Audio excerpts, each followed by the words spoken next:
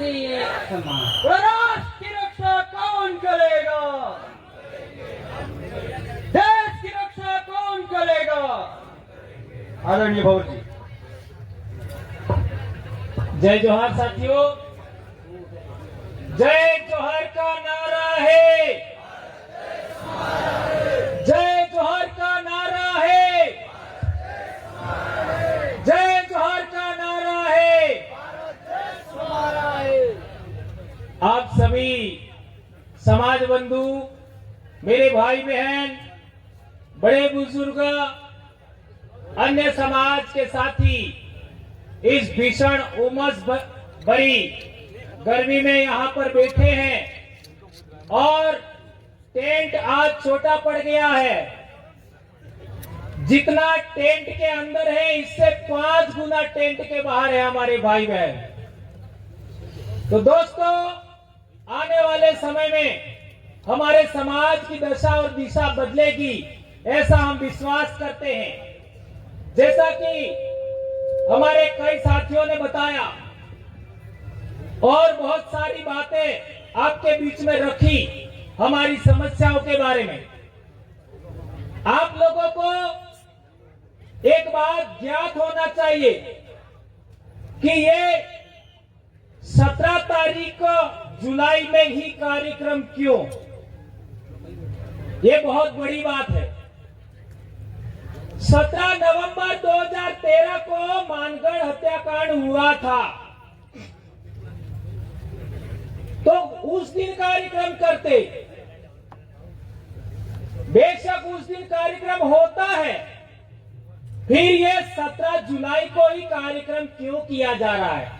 इस टाइम बारिश होती है, अब की बार बारिश नहीं आई अलग बात है, लेकिन बारिश की वजह से बहुत डिस्टरबेंस होता है। 2023 में बहुत ज्यादा बारिश हुआ था, फिर भी ये तारीख क्यों, ये बात हमको जानना समझना जरूरी है।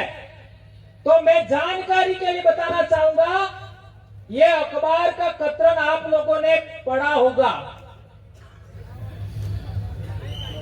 नहीं पढ़ा है तो इसको पढ़ लीजिएगा। ये 17 जुलाई 2011 का भास्कर पत्रिका है। कौन सी तारीख? 17 जुलाई 2011 का भास्कर की पत्रिका का मामला है। ये पेपर है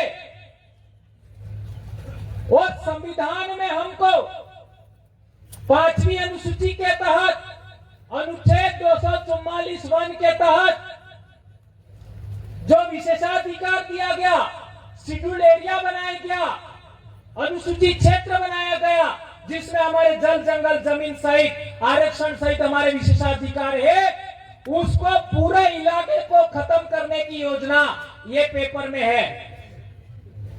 आज रतलाम में निवेश क्षेत्र हुआ, ये जो आपका सरवण में जो जमीन छीनने का मामला हुआ, जितने डैम बन रहे हैं, जितने हाईवे बन रहे हैं, एक्सप्रेस वे बन रहे हैं, रेलवे लाइन कूद रही है और आपका खनन का काम हो रहा है, ये सब इसके अंदर लिखा है। हरियाणा से लगा करके बॉम्बे तक ये पूरा, जिसको हम भील प्रदेश कहते हैं, वो पूरा का पूरा कब्जा करने की योजना थी और है।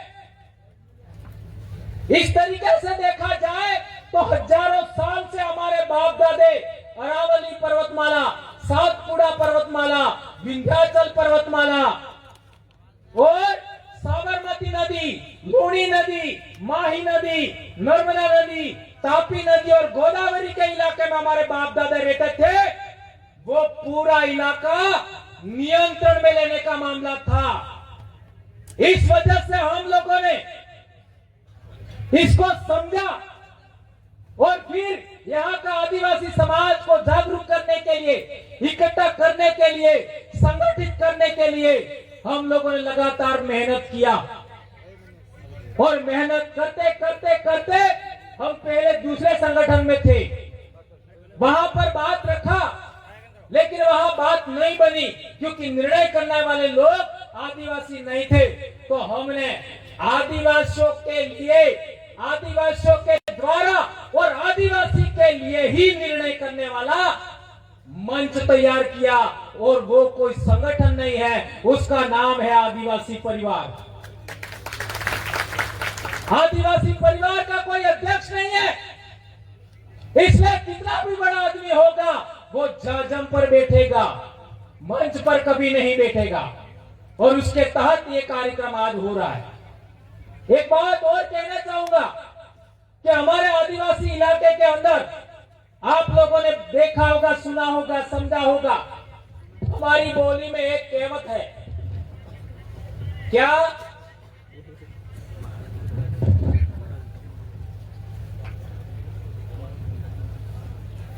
આપણે બાપ દાદાનો ઇતિહાસ દબાવી દીધો, એમ આપણે બાપ દાદા કઈ કે નહીં કહે?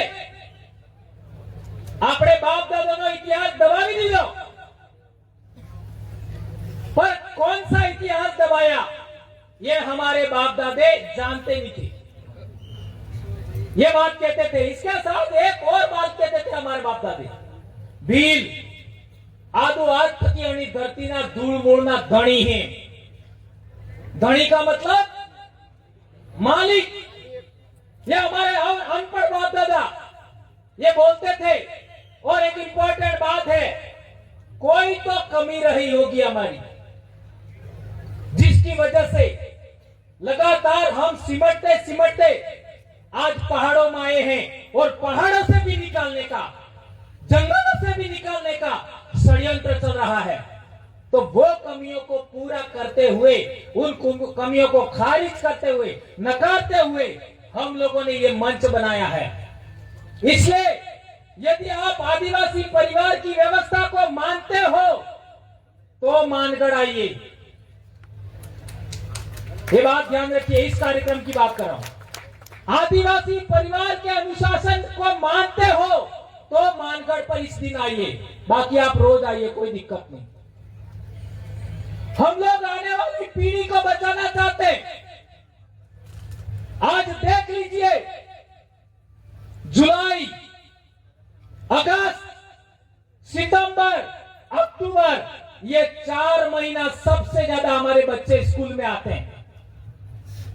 जितने भी शिक्षक साथी हैं, जितने भाई स्कूल के बारे में जानते हैं, क्या ये बात सही है कि गलत है?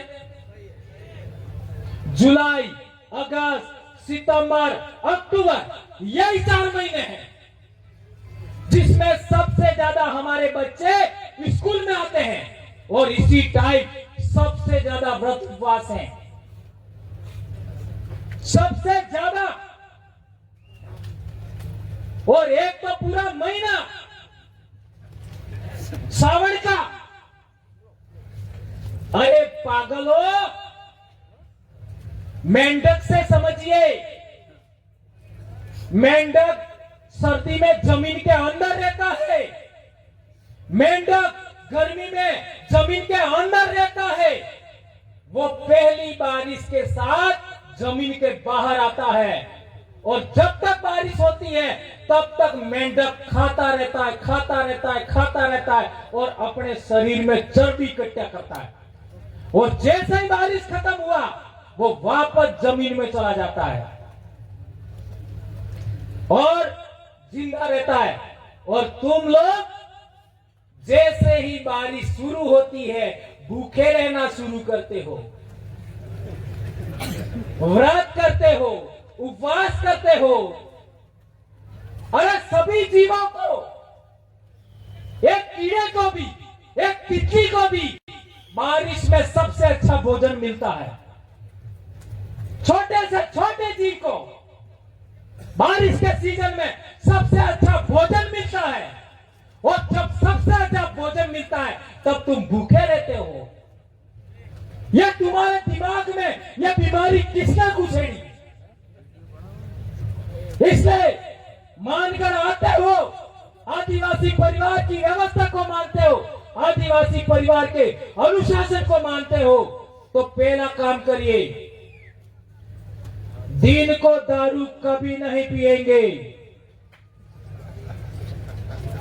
क्या ये बात मानोगे? अरे मार कालिया नु खून तमार में है तो मानो क्या? ભીલોનો ખોજ તમાર में है तो मानो का ने बेरजू बीज लेता ने मानो का। हाथ ऊंचा करके बताइए, दिन को दारू पियोगे कि नहीं पियोगे? आज के बाद कभी नहीं पियोगे दिन को दारू।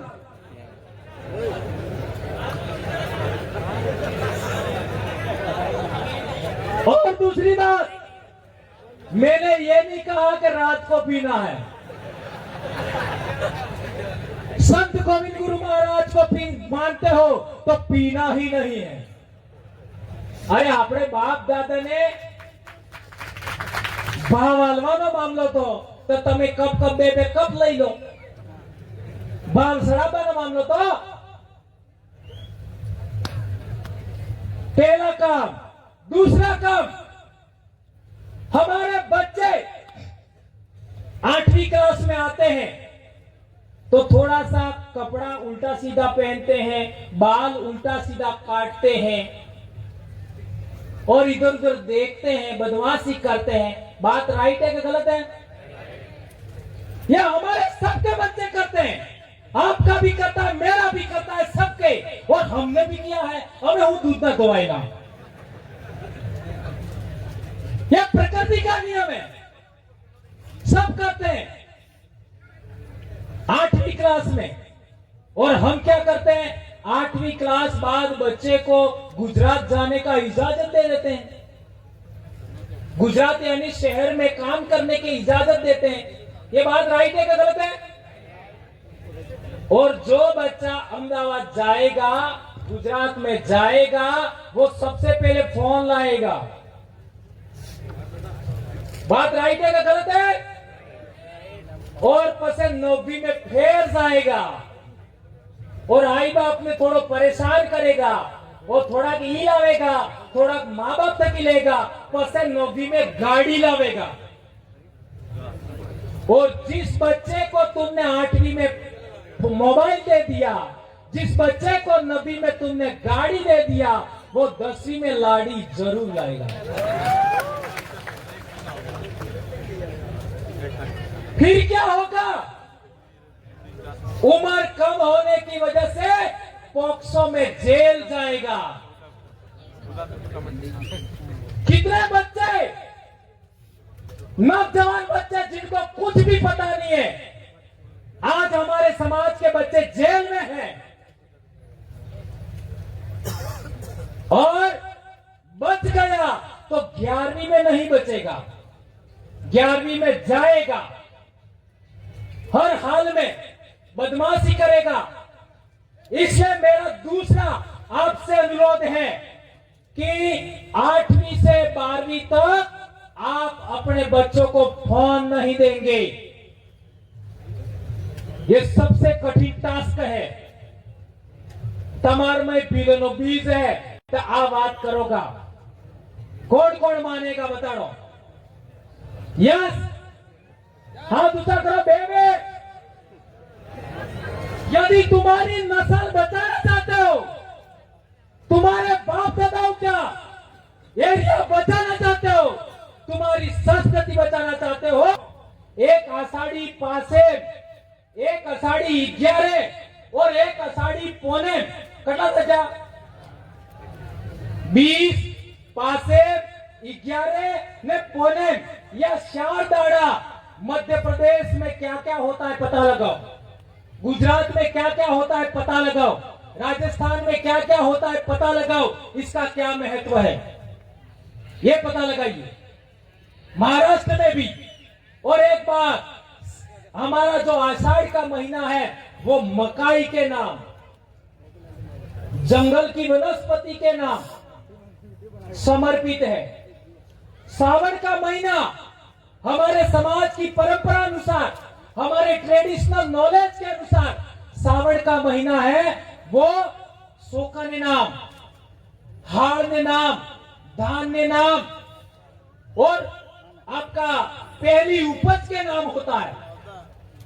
और भादरवा का जो महीना होता है वो धान की आपका पहली आवक के नाम होता है। और आश्विन महीना होता है वो हमारे समाज की मान्यता अनुसार नव सृजन करने वाली शक्ति की उपासना का होता है, और कार्तिक महीना होता है नई उपज भंडारण का होता है। इसलिए मैंने कहा कि जुलाई से अक्टूबर के महीने को आप लोग अच्छे तरीके समझेंगे, ऐसा मैं मानता हूं। ये जो सफेद पगड़ी है, इसका क्या महत्व है? आप लोगों ने देखा होगा अलीराजपुर और मध्य प्रदेश में, बहुत गंभीर बात बता रहा हूं, याद रखो। झाबुआ, अलीराजपुर और दाहोद के इलाके में आपने देखा होगा कि हमारे शरीर पर कपड़ा कम होता है, यहां तक कि लंगोट होता है, लेकिन भील के सिर पर पगड़ी जरूर होती है। सही है, गलत है? और वो पगड़ी का रंग कैसा होता है? सफेद। ये ध्यान रखो, शरीर पर कपड़ा कम है, इसके बावजूद भी पगड़ी जरूर होगा और सफेद होगा।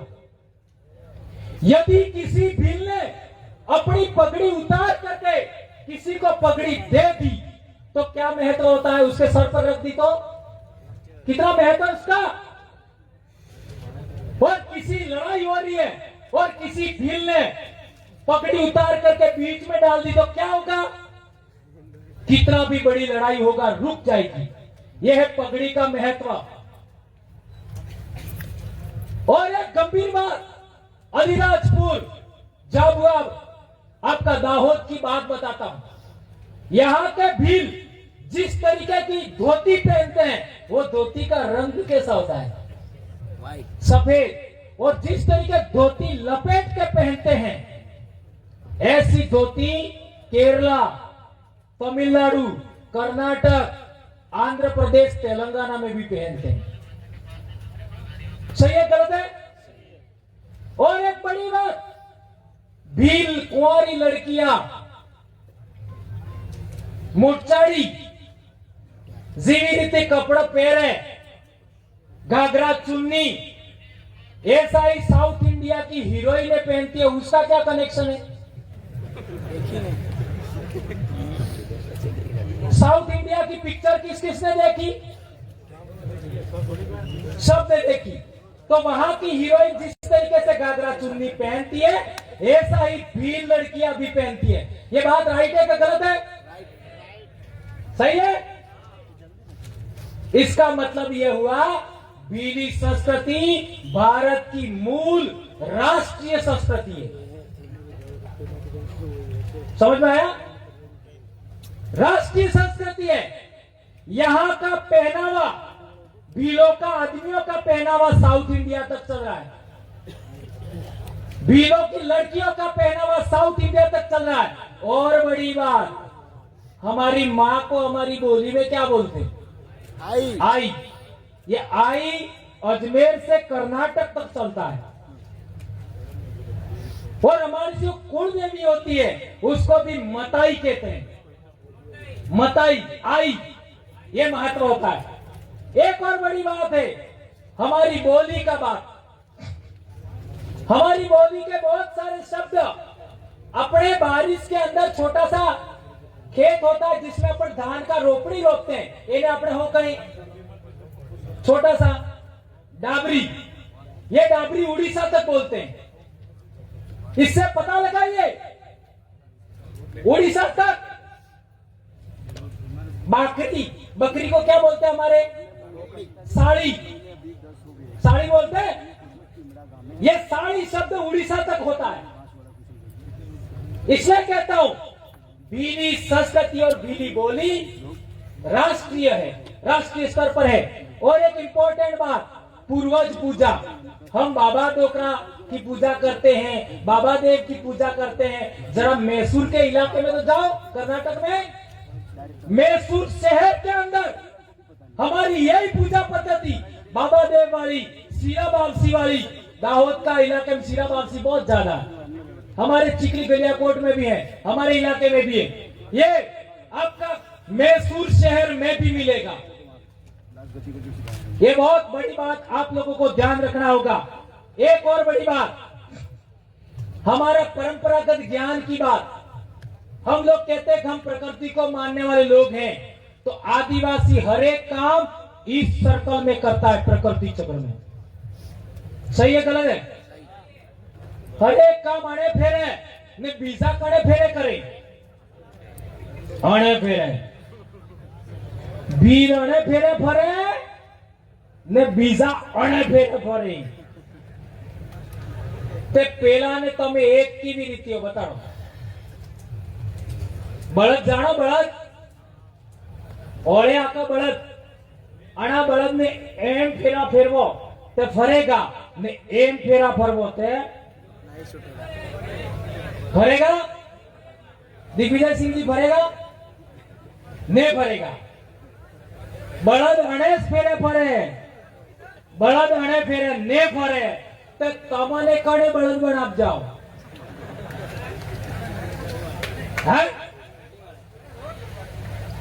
आज हमारी आरती भी इस सर्कल में होती है, हमारे मंदिर देवरों पर परिक्रमा भी ऐसे ही होती है। ये प्रकृति चक्र का महत्व समझिए। दूसरी बात है परंपरागत ज्ञान का, वो है निरंतर सुधार की प्रक्रिया। ये बहुत गंभीर बात है, बहुत बड़ी बात है। आप लोगों ने देखा होगा सभी धर्मों के अंदर, सभी धर्मों में जो अपने विचार को नहीं मानता है, अपनी बात नहीं मानता है, उसे मार देने का प्रावधान है। चाहे वो कोई भी धर्म हो, जो अपनी बात नहीं मानता है उसको मार देने का प्रावधान है। लेकिन भीली संस्कृति में मारने का प्रावधान नहीं है। भीली संस्कृति में सुधार की बात है। हम सुधार की अपेक्षा करते हैं। इसका एक उदाहरण देना चाहूंगा। हमारे कुंभलगढ़ और चित्तौड़गढ़ पर राज करने वाले महाराणा कुंभा, महाराणा प्रताप का तो बात आप जानते ही हो। महाराणा कुंभा की बात करता हूं। महाराणा कुंभा के पूर्वज पिताजी को मोकल राणा, उनको उनके ही परिवार के आस पड़ोस के लोगों ने मार दिया। और वो जो लोग थे मारने वाले, वो चले गए मालवा, और मालवा से वापस आपका मेवाड़ में आए तत्कालीन रियासत में। तो मोकल ने जिस आदिवासी को मारा था उसी आदिवासी के इलाके में जाकर रहे। क्यों? क्योंकि वो वीर जो मारा था उसी का परिवार आपका मेवाड़ के महाराणा को स्वाभाविक है विरोधी मानता होगा, ऐसा सोच करके वहां आए।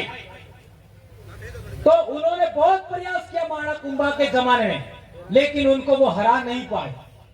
फिर लास्ट में उन लोगों ने योजना बनाई और फिर जिस पत्नी का पति मारा गया था उसी से संपर्क किया और कहा गया कि हमारे राणा को मारने वाले दुश्मन आपके इलाके में छुपे हुए हैं, तो उनको हमें पकड़ना है, आप इजाजत दीजिए।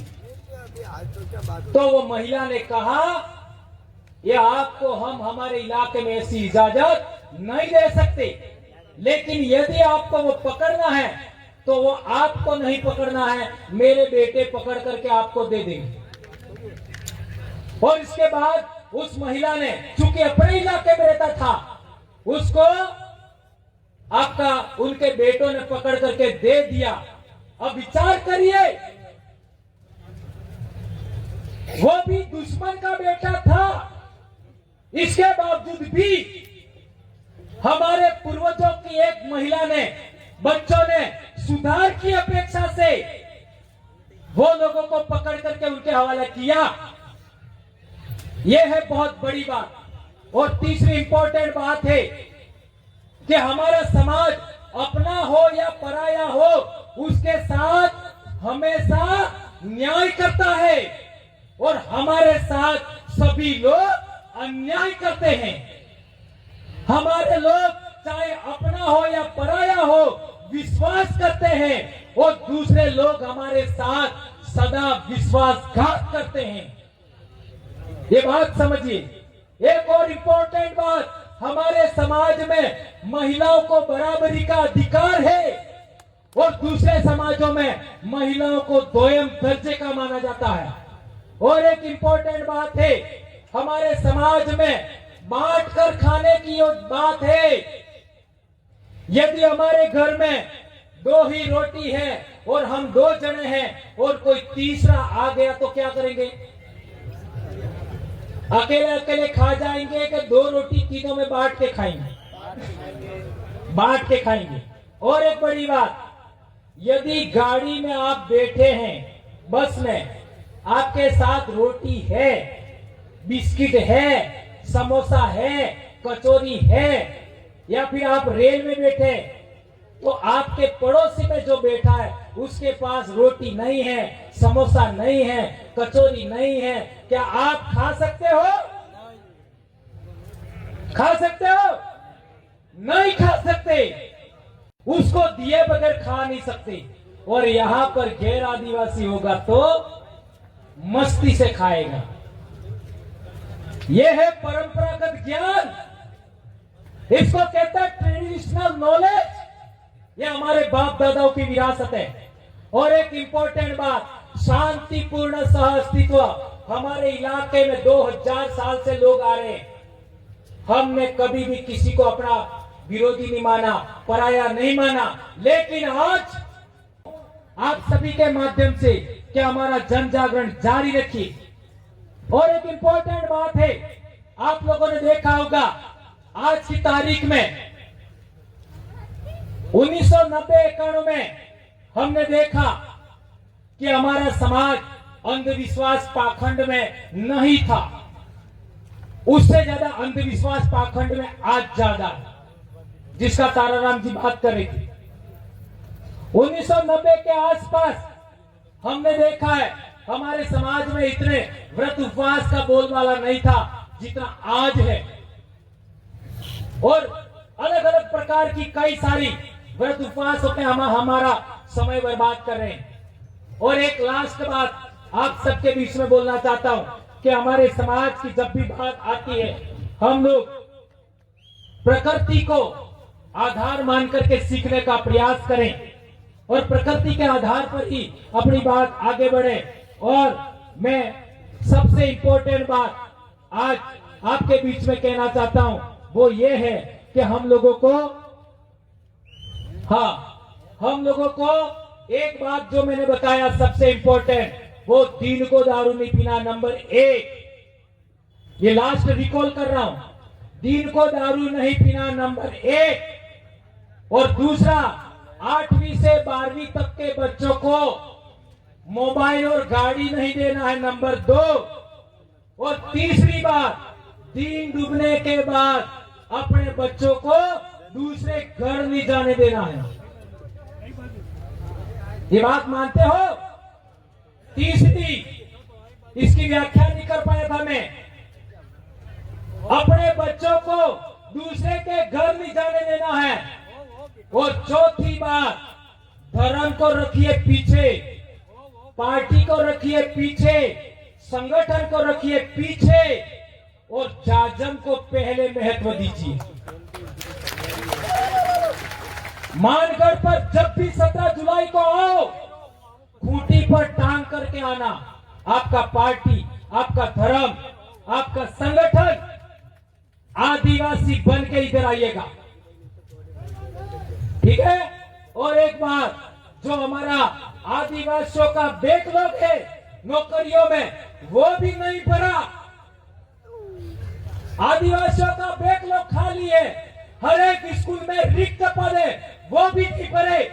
और हमारे कर्मचारियों को अपनों जिलों से बाहर फेंक दिया। फेंका कि नहीं फेंका? अरे कर्मचारी ने सर्टिफिकेट लगा के नौकरी किया है तो समाज के लिए बोल रहा है, क्या गलती कर रहा है? उसको बाहर फेंक दिया। उसी के साथ एक 40% का बैरियर लगा रखा है, इससे हमारे को आरक्षण का लाभ भी नहीं मिल रहा है। ये बात को लेकर के आने वाले समय में हमें बड़े पैमाने पर जन जागरण करना होगा। 40% बाध्यता को लेकर क्या है?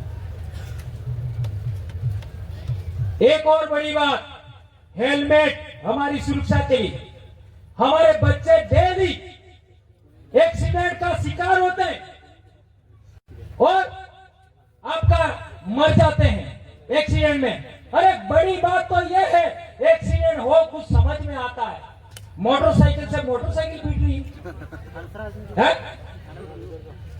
क्या हो गया है आज के युवाओं को? और गाड़ियां लाते हैं ऊंची ऊंची, गाड़ी बराबर का वजन नहीं बढ़े है। 20 किलो वजन ने 22 किलो की गाड़ी। इतने एक्सीडेंट हो रहे और हमारे बच्चे मर रहे हैं। इसलिए हेलमेट पहनना ही है, हेलमेट पहन के ही आना है। आने वाले साल इधर भी आओ तो हेलमेट पहन के आना है। और एक बड़ी बात, ये कुंभलगढ़ में हमारे जो भाई लोग हैं उनका ये अभयारण्य बनाया जा रहा है। इसमें हमारे लोगों को बहुत ज्यादा टाइगर प्रोजेक्ट बना करके परेशान किया जा रहा है। तो हम लोगों को एक बड़ी डिमांड सभी 4 राज्य के लोगों को करनी है। वो कुंभलगढ़ का इलाका है, बाली का इलाका है और पाली का कुछ इलाका छूट गया है, कुछ सिरोही का इलाका छूट गया है, कुछ चित्तौड़ का इलाका छूट गया है, कुछ भीलवाड़ा का इलाका, कुछ हाड़ौती का इलाका शेड्यूल एरिया घोषित होना चाहिए। होना चाहिए कि नहीं होना चाहिए? हाथ ऊंचा करके समर्थन करिए। ये बात को हमें आगे बढ़ाना है। एक और इम्पोर्टेंट बात, आज हमारे यहाँ पर कुंभलगढ़ से कितने लोग आए हैं देखो, गोगुंदा से कितने लोग आए हैं देखो, बाली से कितने लोग आए देखो। बड़ी बड़ी बसें भर करके आए हैं। उनके लिए आप लोग सभी एक बार ताली बजा करके अभिनंदन करिए, वो रात को यहाँ पर आए हैं। इसलिए आप लोगों सबसे मेरा आग्रह है कि बातें बहुत सारी हैं, हमें सबको सुनना है। हमारे मध्य प्रदेश के बहुत सारे भाई बाकी हैं, राजस्थान के बाकी हैं, गुजरात के बाकी हैं, हमारे जनप्रतिनिधि बाकी हैं, हमारी बहनें बाकी है। उन सबको